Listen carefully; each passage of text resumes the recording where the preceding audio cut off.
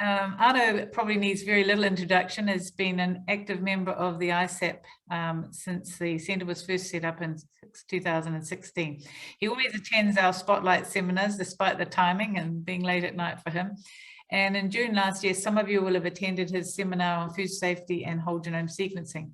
Today, Arnoud is going to speak about the continuing challenges of microbial food safety, including international concerns about the spread of antimicrobial resistance and some of the technical developments that will allow rapid on-site detection of foodborne pathogens and AMR that use molecular methods. Arnoud is a senior lecturer in micro at the School of Veterinary Medicine at the University of Surrey in the UK.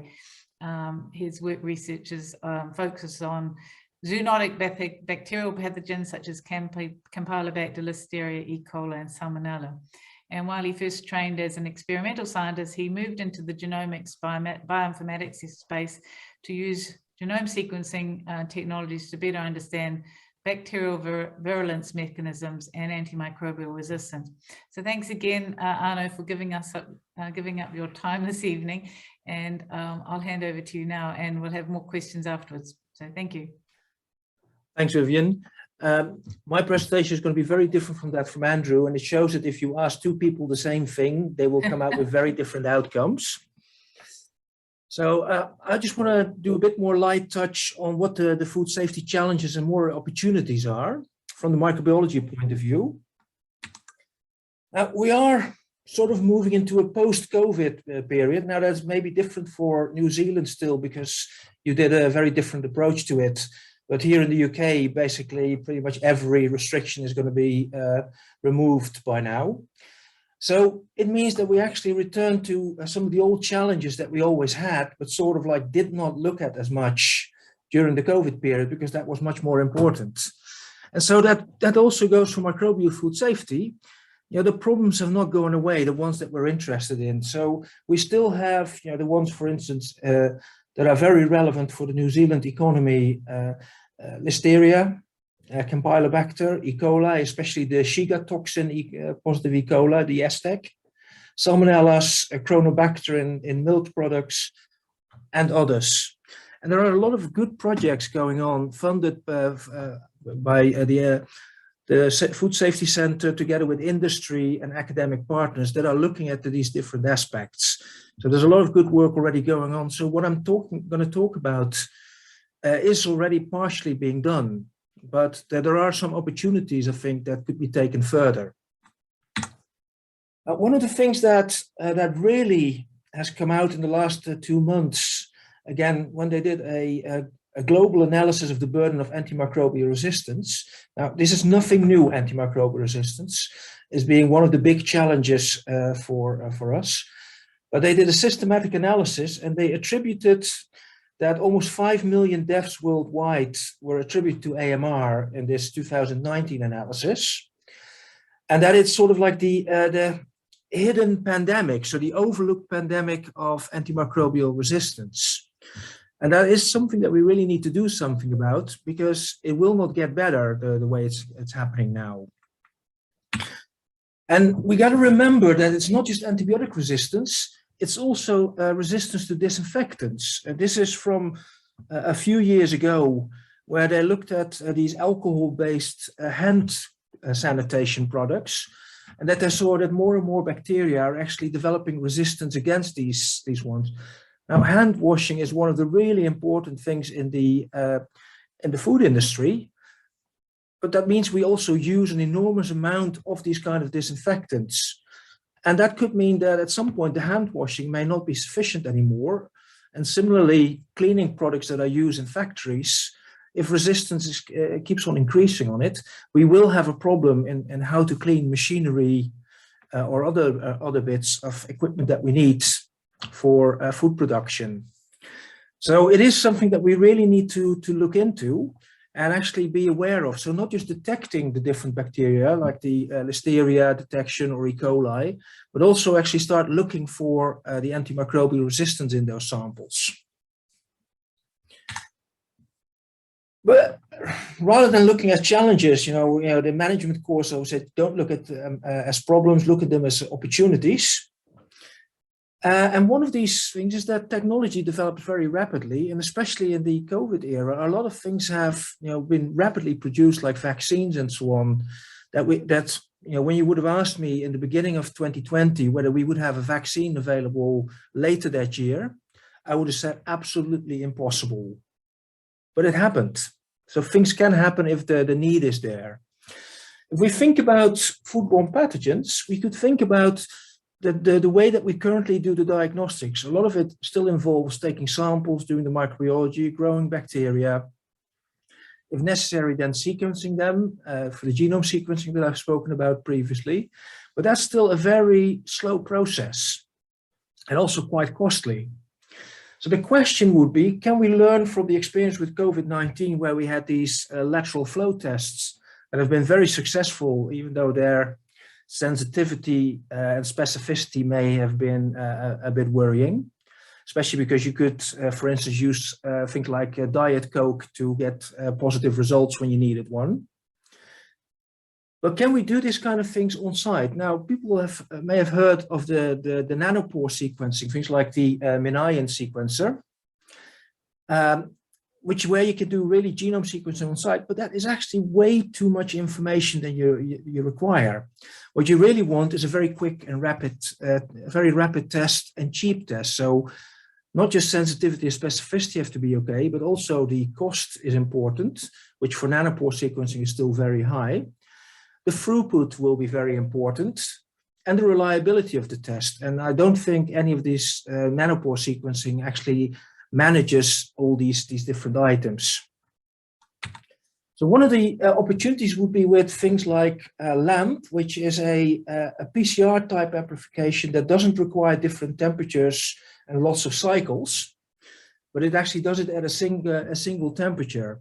So here's from Marwa Hassan, one of our postdocs on a project on our One Health European joint project called WorldCom, where basically you can take your sample, your swabs, whatever, you centrifuge them, you boil them to disrupt the bacteria, you spin down the contaminants, and then you can either do a LAMP, and this is a machine for LAMP, a Genie 2 from Optigene, which is basically a heating block with detection machinery in it. You can either do that on the fancy equipment, which does things like measuring production by looking at UV light and all these kind of things, or you can just add a color marker, and red is the negative and yellow are the positives, and you can just do it in a heating block. So it's quite cheap, and also it doesn't require very specific equipment. This is something that you just can carry into a factory or a farm. And then you could even take that a little bit further, and for instance, use a smartphone camera to photograph the tubes. And this is work from Brian Gardner within the same project. And then use a smartphone app to actually detect whether they're positive or negative based on the colors. So the software uploads the photograph, looks at the color, and then basically tells you whether it's a positive, negative, or a maybe. Now, these kind of things will speed up, so because you can actually in a factory do a lot of swabbing and straight away test for instance, for the presence of Listeria, and know whether you have to take something forward there or not. And so to a final slide, one of the things that we could think of, how can we learn from all our experience of the COVID-19 pandemic? That's in technology and the opportunities, but also, where can we find the balance in, what kind of diagnostics we can do, but also in the data exchange, of course, taking into account the commercial sensibilities on how much can be exchanged. But what can we do to improve these processes and go forward? And that we really need to link that technology in other areas of food science, including the social sciences, of things like, how can you nudge people into better behavior, which is something we're now learning with the vaccination and people who don't want it. So I want to finish it at that to leave some time for discussion. And so I'll hand back to Vivian. Okay, thank you very much, Arno. So yes, please put some questions in or raise them yourselves. That was very interesting, Arno. You gave a good talk as always. So, I mean, I have a question. I mean, obviously, sort of linking to what some of the stuff that Andrew was talking about was with the AMR, some of the, antibiotics going back into the foodways system. I mean, this is going to be an ongoing problem, isn't it? As we, deal with food chains and.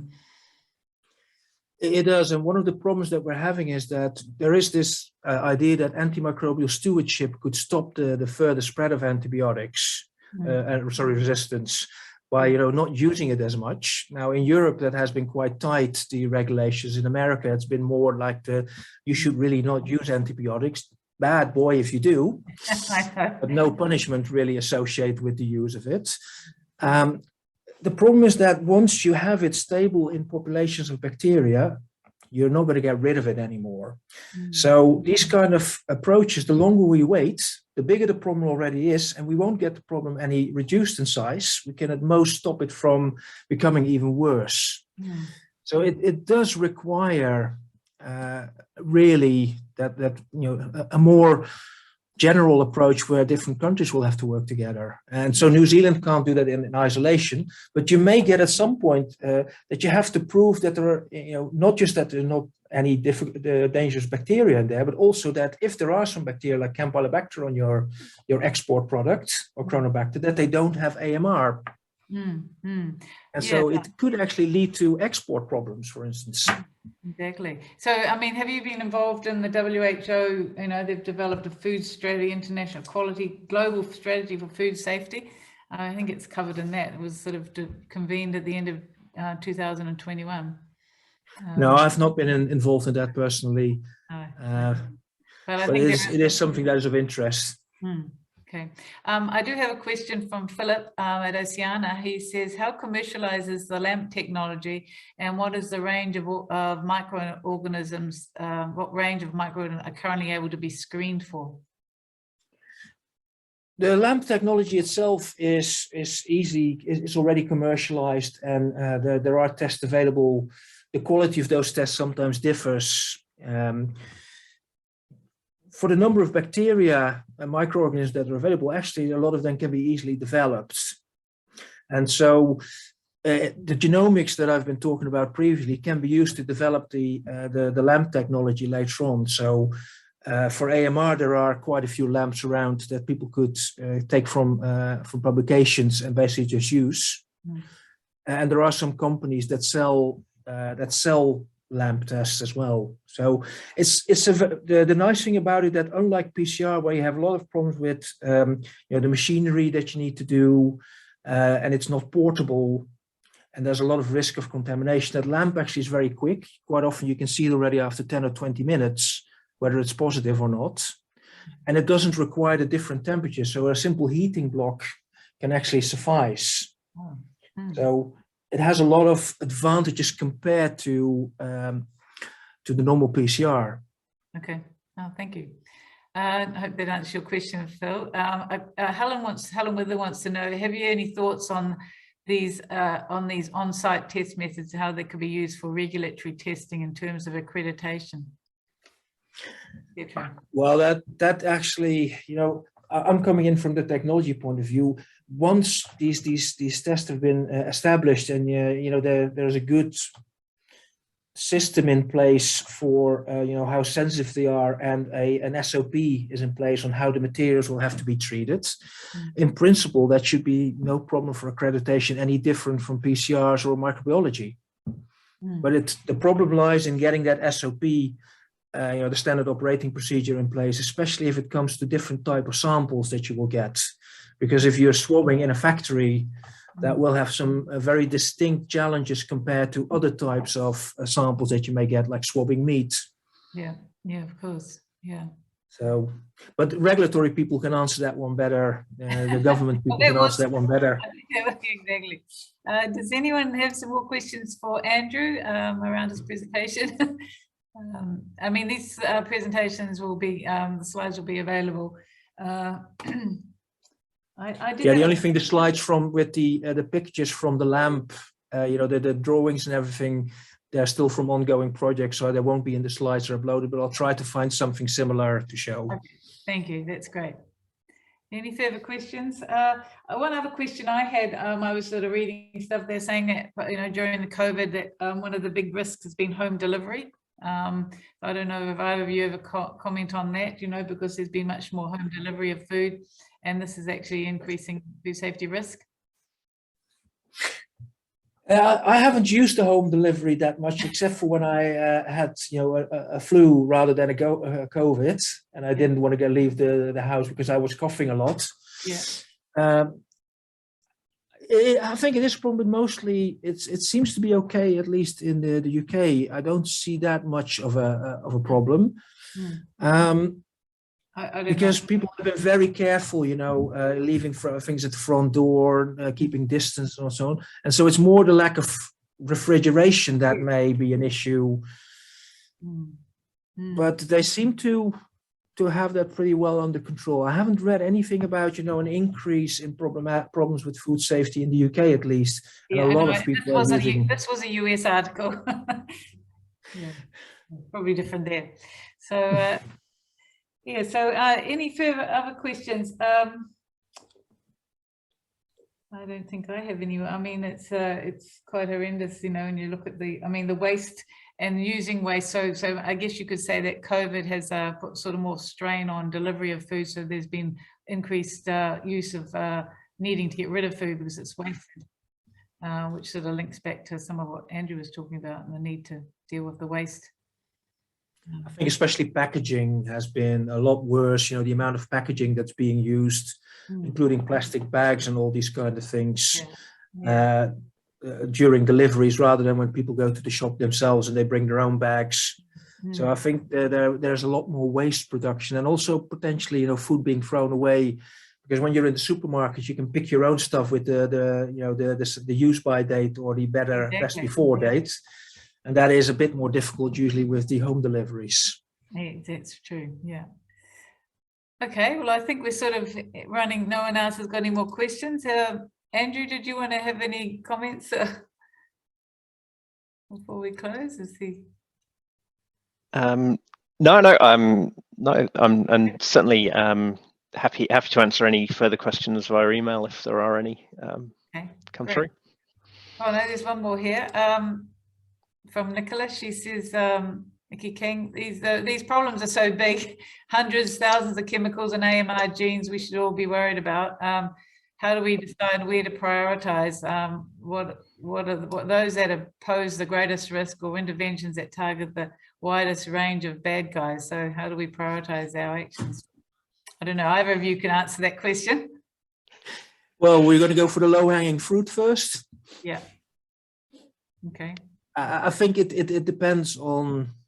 I mean, we have to do things we have to attack them on multiple levels, but we can't do everything, as you say. But it's also that we can't ignore certain things. So I think it depends for each country and each industry. There will be very specific challenges that they will have to focus on. And for New Zealand, with a high level of export of lots of food products, meat, milk powder, all these kind of things, there will be very specific challenges that may not be there for some of the more importing countries. Do you want to address that question too, Andrew? Yeah, I mean, I guess in the chemical space, it just shows the importance of developing these screening techniques and being able to triage, what is a vast number of chemical substance data down into those that are really critical to prioritize for future research. Yeah. No. Oh, well, I think on that note, I think people are starting to drop off, but thank you very much, Arnoud and Andrew, for your talk today. We had about almost 95 people on the call at the peak. So thanks very much for your time. And next seminar, we don't have a speaker as yet, but we've got 2 or 3 lined up for the week for April and May. So the next one will be on the 25th of March, subject to be decided. So thank you everyone for calling in today, and ka kite anō. Thanks very much, Andrew and Arnoud. Good night, everyone. Have a good day. Thank you. Thank you. Thank you.